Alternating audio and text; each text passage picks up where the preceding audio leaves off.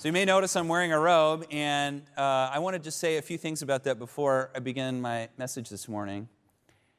When I was ordained as a pastor, there were all of these men of God I loved, and they came around, and my dad actually led the service, and they laid hands on me and prayed for me, and I wore this robe when that happened. And the robe became, and always has been, a sign of the idea that the person who is speaking has been affirmed by his or her community, has been educated, and has been prepared to do the task that God has at hand.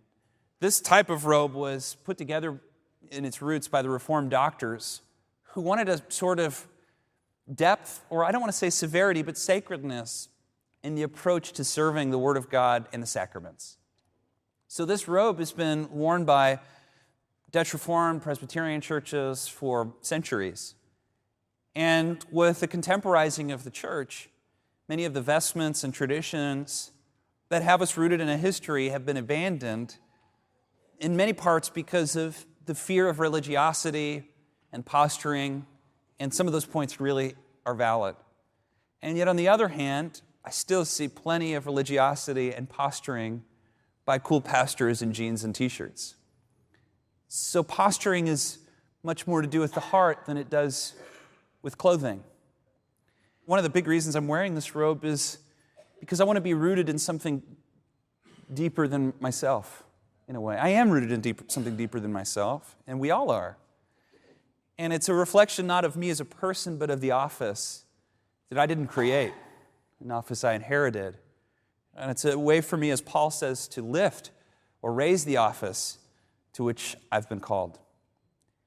On a personal note, all the men of God in my life that I looked up to, most of them wore the same vestment, the pastors. My dad, a lot of people are like, what's it like growing up at the Crystal Cathedral? I didn't grow up at the Crystal Cathedral. I grew up at Rancho Capistrano Community Church, a Dutch Reformed church on a hill and on the sunny brown-green hills of San Juan Capistrano.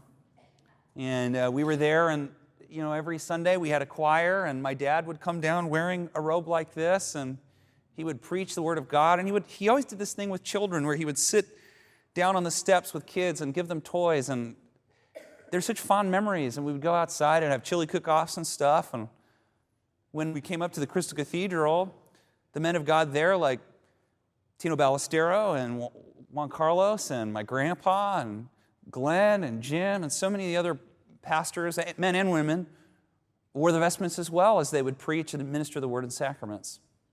My parents were also divorced, and I went to church my whole life, but when I was with my mom, we lived in L.A., and we went to Hollywood Presbyterian, and so I would watch Lloyd Ogilvie preach in the exact same robe as well.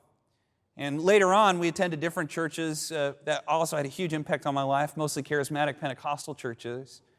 But it's weird because that's really my life. I'm this odd combination of traditional Presbyterian Dutch Reformed, but also Pentecostal. And I'm this weird mishmash of the two. I think one of the main reasons I'm wearing this particular robe is that this is my grandpa's robe. It is the robe he wore. My grandpa, I'm very close to my grandma and grandpa personally are here today. I'm very, very close with them. But I was also very close with my grandma and grandpa Schuller. Both of them have passed. And when I was a young college pastor with my grandpa Schuller, we would sit up in his office, and he mentored me for years. Every Thursday, I'd be up there for hours, and he would pour into me, and he'd ask me questions, and this and that. And I really idolized him. I really looked up to him. And I disagreed with him. I loved challenging him and pushing back, and I loved it when he didn't have an answer and would just smile. He'd just go,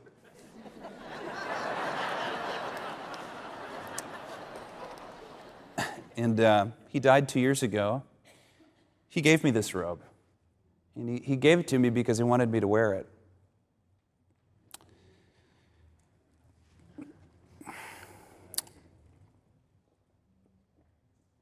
Excuse me. It seems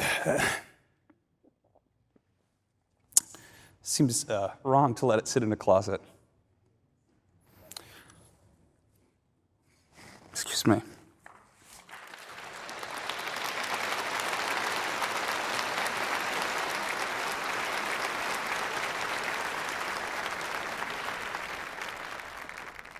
So, I'm gonna keep wearing the robe.